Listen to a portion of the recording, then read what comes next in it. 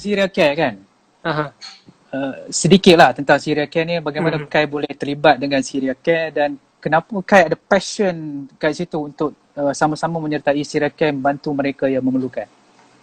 Okey, bagi Kai, apa yang berlaku atau apa yang ditentukan semua tu adalah Allah. Dan Kai ditemukan dengan Ustazah Sakinah dengan Kak Dina. Dan pada masa tu tahun 2017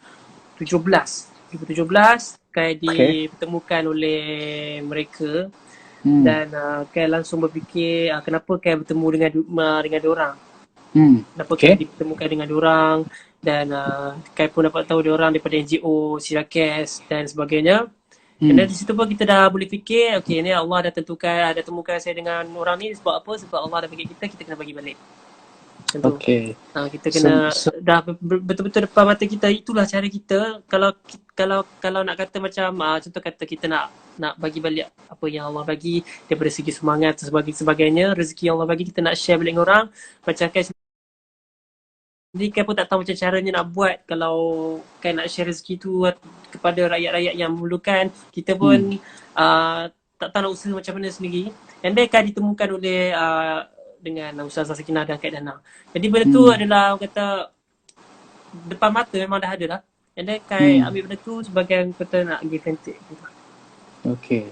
So maksudnya apa yang kita dapat tu sebenarnya ada portion orang lain yang perlu kita kembalikan kepada mereka. Bukannya hak milik kita selama-lamanya kan? Betul.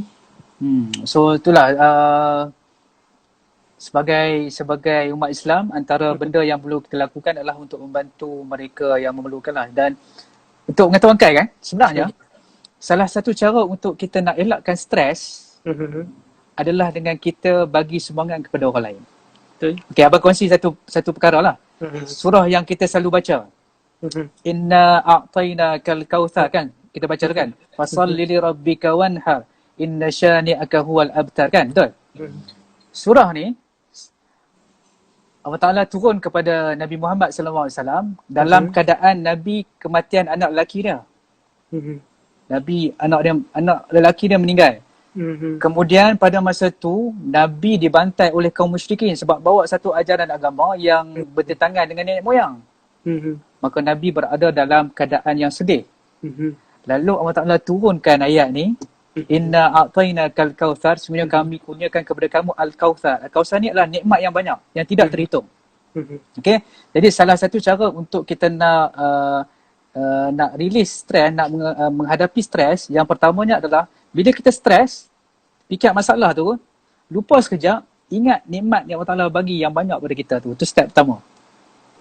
Yang kedua, kita kena fasalli, kena solat. Sebab dengan solat hati kita akan menjadi tenang. So dengan kita kenang nikmat, lepas tu kita solat. Yang ketiga, wanhar. Wanhar ni adalah sembelihan. Biasanya kita korban kan. Bila korban, kita bagi daging dekat orang, betul tak?